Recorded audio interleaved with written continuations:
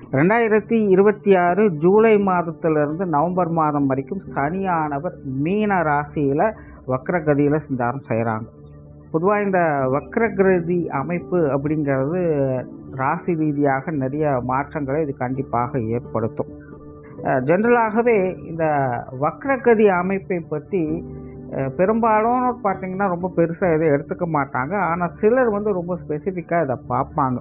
காரணம் என்னென்னா, அவங்களுடைய சுய ஜாதக அமைப்பிலேயே அது அவங்களுக்கு அப்படி தான் வேலை செய்யும்.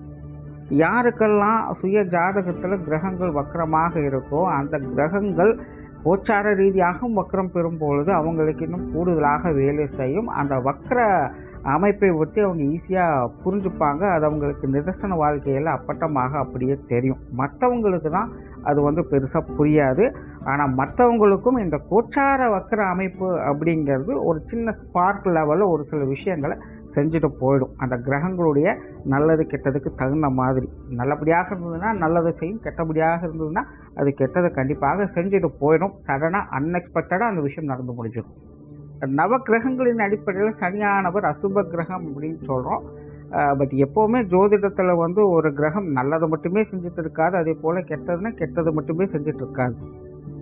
ஒரு கிரகம் அது இருக்கக்கூடிய இடத்துக்கு தகுந்த மாதிரியும், அது எந்த கிரகங்களோட சேருது அல்லது எந்த கிரகங்களை அது பார்க்குது அப்படிங்கிறதுக்கு தகுந்த மாதிரியும் அந்த சுப பலனும் அசுப பலனும் மாறிக்கிட்டு தான் இருக்கும். அதில் இந்த வக்ர அமைப்பு அப்படிங்கிறதும் அப்படித்தான்.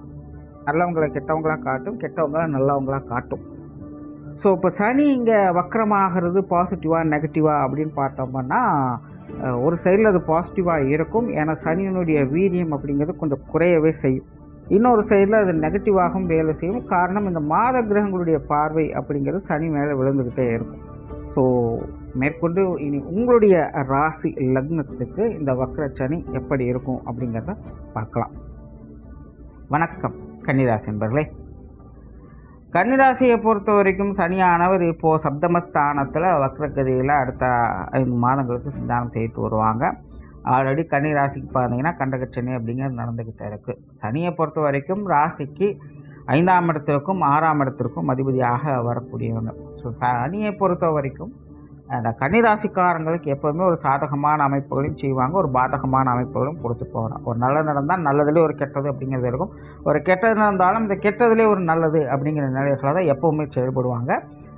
அது இந்த வக்ர காலகட்டங்கள் அப்படின்னு வரும்போது இந்த அமைப்பானது கொஞ்சம் டவுன்ஃபால் ஆகவே செய்யும். அதாவது பெருசாக நல்லதையும் செய்யாது, பெருசாக கெட்டதையும் செய்யாது.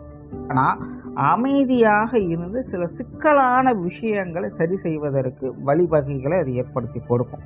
கிட்டத்தட்ட உங்களுடைய பல நாள் பிரச்சனைகளுக்கு ஒரு சொல்யூஷன் கிடைச்சிது. ரொம்ப நாளாக இந்த ஒரு விஷயம் என் மனசை ஊற்றிக்கிட்டே இருக்குது, இதுக்கு என்ன பண்ணுறதுனே தெரியல, பல வருஷமாக இது நான் மண்டை பிச்சுக்கிட்டு உட்காந்துட்ருக்கேன், ஏதோ ஒன்று என்றைக்கோ ஒரு நாள் நடக்கும்னு வெயிட் பண்ணிகிட்ருக்கேன், ஆனால் அப்படி ஒன்றும் நடக்கிற மாதிரி தெரில, இந்த பிரச்சனைக்கு எனக்கு வழியே தெரில அப்படின்னாலாம் நிறைய பேருக்கு இருந்துக்கிட்டு இருக்குது அப்படின்னா, ஸோ அந்த மாதிரியான விஷயங்களுக்கு ஒரு தீர்வுகளை கொண்டு வரக்கூடிய ஒரு காலகட்டமாக இது நிச்சயமாக வேலை செய்யும். மற்றபடி ரொம்ப இயல்பான விஷயங்களில் பெருசாக எதுவும் கை வைக்காது. பட் சப்தமஸ்தானத்திலேருந்து இது வக்ரகதி அடையிறதுனால சில சண்டை சச்சரவுகள் போன்ற விஷயங்கள் அப்படிங்கிறது இருக்கும். சின்ன சின்ன விஷயங்களில் கொஞ்சம் கோவப்பட ஆரம்பிச்சிடுவீங்க. எதிரும் புதிருமான விஷயங்கள் அப்படிங்கிறது அதிகரிக்கும். அது யார்கிட்ட வேணாலும் இருக்கலாம். மற்றவங்க நல்லதே செஞ்சாலும் உங்களுக்கு அதில் சில நிறை குறைகளாகத்தான் அது தெரிய ஆரம்பிக்கும். இல்லை நீங்களே கூட ஒரு நல்ல விஷயங்களே உங்களுக்கு முழுமையாக செஞ்சாலும் கூட மற்றவங்களுடைய பார்வைக்கு அது நிறை குறையாகத்தான் தெரியும். முழுசாக யாருமே இவங்க செய்கிறது நல்லது அப்படின்னு சப்போர்ட் பண்ணவும் மாட்டாங்க, இல்லை இவங்க செய்கிறது தப்பு அப்படின்னு சொல்லி உங்களை அப்போஸ் பண்ணவும் மாட்டாங்க. ஒரு கான்ட்ரவர்சியலான விஷயங்களோடு தான் போய்கிட்டே இருக்கும். ஸோ நிறைய பேச்சுவார்த்தைகள் அப்படிங்கிறது தர்க்க ரீதியான விஷயங்கள் இந்த காலகட்டங்கள் நடக்கும். குடும்பத்துக்குள்ளே பார்த்தீங்கன்னா நிறைய பழைய விஷயங்கள் பஞ்சாயத்துகள் அப்படிங்கிறதெல்லாம் போய்கிட்டே இருக்கும். பட் ஏதாவது ஒரு சொல்யூஷன், ஒரு முடிவுகள் கிடைக்கக்கூடிய ஒரு அமைப்புகளோடு அது செயல்பட்டு இருக்கும். குட்டையை குழப்பினா தான் மீன் பிடிக்க முடியும் அப்படின்னு சொல்லுவாங்கள்ல. கிட்டத்தட்ட கன்னி ராசிக்காரங்களுக்கு அப்படிப்பட்ட ஒரு காலகட்டம் அப்படின்னு சொல்லலாம். ஏதோ ஒரு விஷயங்கள் உங்களுடைய பழைய பிரச்சனைகள் பல நாளாக அப்படியே கிடப்பில் கிடக்குது அப்படின்னா மீண்டும் அது கிளறக்கூடிய ஒரு காலகட்டமாக தான் இது அமைஞ்சுக்கிட்டு வருது. பட் கவனமாக இருக்க வேண்டியதுனா நிறைய கான்ட்ரவர்சியலான விஷயங்கள் இருக்கிறதுனால கொஞ்சம் கவனமாக கையாளுங்க. எதுவும் சுமூகமாக இருக்காது. என்ன சொன்னாலும் உங்களுக்கும் மற்றவங்களுக்கும் அந்த எதிர்கருத்துக்கள் அப்படிங்க நிச்சயமாக இருக்கும். நீங்கள் ஆமான்னு சொன்னீங்கன்னா அவங்க இல்லைன்னு தான் சொல்லுவாங்க. அந்த விஷயங்கள்லாம் நீங்கள் முன்கூட்டியே கொஞ்சம் புரிஞ்சு அதுக்கு தகுந்த மாதிரி செயல்பட வேண்டியதான். அப்படி இல்லாமல் ரொம்ப ஸ்ட்ரைட் ஃபார்வர்டாக நீங்கள் பாட்டுக்கு நான் செய்கிறதான் செய்வேன் நீங்களும் இருப்பீங்க, அவங்க பாட்டுக்கு அவங்க செய்கிறதான் செய்வேன் அவங்களும் இருப்பாங்க. கடைசியில் இதில் எந்த பிரயோஜனம் இல்லாமல் போயிடும். ஸோ அதனால் அதை மட்டும் கொஞ்சம் பார்த்துக்க. எங்கே விட்டு பிடிக்கணுமோ விட்டு பிடிங்க, எங்கே இழுத்து பிடிக்கணுமோ அதை இழுத்து பிடிங்க. ஸோ இந்த மாதிரியான விஷயங்களை கொஞ்சம் அனலைஸ் பண்ணி செய்கிறது கன்னிராசிக்காரங்களுக்கு நல்லது. அதே போல் இந்த உடல்நலம் சார்ந்த விஷயங்களும் கொஞ்சம் கவனமாக இருங்க. ஏன்னா கன்னிராசிக்காரங்க சப்தமஸ்தானத்திலிருந்து இந்த அமைப்புகள் செயல்படுறதுனால உடல் பலவீனம் அப்படிங்கிறது இயற்கையாகவே ஏற்படும். அதே போல் உடலில் பார்த்தீங்கன்னா பழைய பிரச்சனைகள் திரும்ப வர்றதுக்கான வாய்ப்புகள் இருக்குது. ஆல்ரெடி ட்ரீட்மெண்ட்லாம் இருக்கீங்க, இப்போ கொஞ்ச நாள் பரவாயில்ல, இல்லை பெட்டராகிட்டு வந்துட்டு இப்போ பிரச்சனை இல்லை அப்படின்னு நினச்சிட்டு இருப்பீங்க. திரும்பவும் பார்த்தீங்கன்னா அந்த தொந்தரவுகள் உங்களுக்கு மீண்டும் ஆரம்பிக்கலாம். பட் நல்ல விஷயம் என்னென்னா பெருசாக தொந்தரவுகள் இருக்காது, ஒரு சின்ன சிம்டம்ஸ் மாதிரி அது காட்டிட்டு போயிடும். அதனால் கொஞ்சம் இந்த உடல்நல விஷயங்களில் கவனம் எடுத்துக்கங்க. அதே போல் பொருளாதார ரீதியான விஷயங்களில் கன்னிராசிக்காரன் கொஞ்சம் கவனமாக இருங்க. ஏன்னா இந்த காலகட்டங்களில் வரவை காட்டிலும் செலவுகள் அதிகமாக இருக்கக்கூடிய ஒரு காலகட்டம். அது சுப விசேஷங்கள் காரியங்கள் மூலமாகவும் ஏற்படலாம், எல்லாம் அது தேவையில்லாத விஷயங்களுக்காக கூட இருக்கலாம். நிறைய பழுது பார்க்கக்கூடிய விஷயங்கள் அப்படிங்கிற இந்த காலகட்டங்கள் உண்டு. வீடு வாசல்களை சரி பண்ணுறது, இல்லைன்னா ஏதாவது வண்டி வாகனங்களை சரி பண்ணுறது, அல்லது ஏற்கனவே இருக்கிற விஷயங்களை புதுசாக மாற்றிக்கலாம் அப்படின்னு ஏதாவது பொருட்களை மாற்றி வச்சுக்கிற விஷயம். இந்த மாதிரி ஒரு 10 ரூபா செலவு பண்ணால் போதும்னு நினச்ச இடத்துல ஒரு 20 ரூபா செலவு பண்ண வேண்டிய சூழ்நிலை அப்படிங்கிறது ஏற்படும். அதனால் இந்த வரவு செலவு விஷயங்கள்லாம் கொஞ்சம் கவனமாக இருங்க. கடன் சார்ந்த விஷயங்களும் ரொம்ப ரொம்ப கவனமாக இருங்க. கொடுப்பதானாலும் சரி வாங்குவதானாலும் சரி இப்போதைய காலகட்டங்களில் அது சரியாக நீங்கள் பிளான் போட்ட மாதிரி எதுவும் இருக்காது. இடையில ஒரு தடுமாற்றம் அப்படிங்கிற விஷயங்கள் ஏற்படும். ஸோ கடன் விஷயங்கள்லாம் கொஞ்சம் கவனமாகவே கையாளுங்க. அதே போல் இந்த காலகட்டம் சுப விசேஷங்கள் காரியங்கள் அப்படிங்கிறது ஈடேறும். பட் அந்த விஷயங்களில் நிறைய அலைச்சல் டென்ஷன்கள் கண்டிப்பாக இருக்கும். உங்களுக்கு பிடிச்சா அவங்களுக்கு பிடிக்காது, அவங்களுக்கு பிடிச்சா உங்களுக்கு பிடிக்காது அப்படிங்கிற மாதிரி நிறைய விஷயங்கள் டிஃப்ரென்ஸ் ஆஃப் ஒப்பீனியனில் போய்கிட்டு இருக்கும். குறிப்பாக இந்த திருமண அமைப்புகள் புத்திரபாக்கிய அமைப்புகள் ரெண்டுன்னு பார்த்தீங்கன்னா இந்த விஷயங்கள் அதிகமாகவே இருக்குது. குழந்தைகள் சார்ந்த சுப விசேஷங்கள் காரியங்கள் போன்ற அமைப்புகளில் கொஞ்சம் கவனமாக பொறுமையாக செயல்படுங்க. நிறைய அலைச்சல் தரக்கூடிய விஷயங்கள் இந்த அமைப்புகளில் உண்டு. குழந்தைகள் வகையிலையோ அல்லது குழந்தைகள் சார்ந்த விஷயங்கள் வகையிலையோ சில கருத்து மோதல்கள், தேவையில்லாத பஞ்சாயத்துகள் போன்ற விஷயங்கள்லாம் பார்க்கக்கூடிய ஒரு காலகட்டமாக இது இருக்குது. அதனால் குழந்தைகள் சார்ந்த விஷயங்கள் அல்லது குழந்தைகள் வகையில் நீங்கள் செய்யக்கூடிய காரியங்கள் எதுவாக இருந்தாலும் கொஞ்சம் பொறுமையாக யோசித்து டீல் பண்ணுங்கள். அதாவது முடிவுகள் உங்களுக்கு சாதகமாக தான் இருக்கும். ஆனால் ஆரம்பம் அப்படிங்கிறது உங்களை போட்டு ரொம்பவுமே வருத்தெடுத்துரும்னு சொல்லலாம்.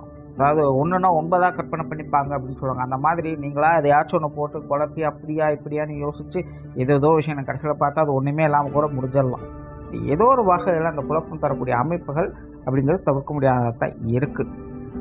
குடும்ப அமைப்புகள் அப்படின்னு பார்க்கும்போது இந்த காலகட்டங்களில் கொஞ்சம் நிதானத்தோடு செயல்பட வேண்டியதாக இருக்கும். ரொம்ப பெருசாக தொந்தரவுகள்னு சொல்கிறதுக்கு இல்லை. பட் அதே நேரம் குடும்ப விஷயங்கள் காரியங்கள் அப்படிங்கிறது ரொம்ப நம்ம எக்ஸ்பெக்ட் பண்ண மாதிரியே எல்லா விஷயமும் போகும்னு சொல்கிறதுக்கு ஒரு மாதிரி மந்தமாக தான் போய்கிட்டோம். நல்லா தான் இருக்குது, பட் இன்னும் கொஞ்சம் பெட்டராக இருந்தால் நல்லாயிருக்கும் அப்படின்னு யோசிக்கக்கூடிய வகையில் தான் குடும்ப வாழ்க்கை குடும்ப உறவுகள் எல்லாமே போய்கிட்டு இருக்கும். அண்ட் கெரியர் ரிலேட்டடான விஷயங்கள் இந்த காலகட்டங்கள் ஒரு மாற்றத்தை நோக்கி போகக்கூடிய அமைப்புகளை பார்த்து வருவீங்க. நிறைய பேருக்கு இந்த இடமாற்றம் இல்லைன்னா வேலை மாற்றம் போன்ற விஷயங்கள் அப்படிங்கிற இந்த காலகட்டங்களில் ஏற்படலாம். பதவி உயர்வுகள் சம்பள உயர்வுகளுக்கான வழிகளை இந்த காலகட்டங்களில் தேடி போக ஆரம்பிப்பீங்க. ஏதாவது புதுசாக ஏதாவது கோர்ஸ் படிக்கிறது, இல்லை அடிஷ்னலாக ஏதாவது விஷயங்களை செய்கிறது, இந்த மாதிரியான விஷயங்களை நோக்கி நகர்ந்து போக ஆரம்பிப்பீங்க. அதாவது கெரியருக்கான டெவலப்மெண்ட்டுக்கான அமைப்புகளை பார்க்கக்கூடிய ஒரு காலகட்டம். முழுசாக கைக்கு வருமா அப்படின்னு சொல்ல முடியாது, ஆனால் அதை நோக்கி உங்களுடைய பயணம் அப்படிங்கிறது ஆரம்பமாகும். வெளியூர் மற்றும் வெளிநாடு சம்பந்தப்பட்ட விஷயங்கள் இந்த காலகட்டங்களில் கொஞ்சம் கவனமாக இருங்க. இந்த விஷயங்களை பொறுத்த வரைக்கும் முழுசாக கிளாரிட்டி அப்படிங்கிறது இருக்காது. ஆரம்பம் நல்லா இருக்கும், ஆனால் ஃபினிஷிங் சரியில்லை அப்படிங்கிற மாதிரி சில விஷயங்கள் போகலாம். அதனால் வெளியூர் வெளிநாடு சம்மந்தப்பட்ட விஷயங்களை அகலக்கால் வைக்காதுங்க, நிதானமாகவே செயல்படுங்க. குறிப்பாக முன்ன பின்ன தெரியாதவங்களை நம்பி முன்ன பின்ன தெரியாத விஷயங்களை நம்பி எந்த ஒரு காரியத்திலும் இறங்காதீங்க. ஸோ ஓவராலாக கன்னியை பொறுத்த வரைக்கும் இந்த சனியினுடைய வக்ர காலம் அப்படிங்கிறது கலவையான அமைப்புகளை தான் கொண்டது. பெரிய அளவில் நல்லது அப்படின்னு சொல்கிறதுக்குள்ள பெரிய அளவில் கெட்டது அப்படின்னு சொல்கிறதுக்கு இல்லை. ஆனால் இந்த அமைப்பு முடியும் பொழுது ஒரு பெரிய சிக்கலான விஷயங்கள் வெளியில் வந்து இருப்பீங்க. நன்றி, வணக்கம், வாழ்க வளமுடன்.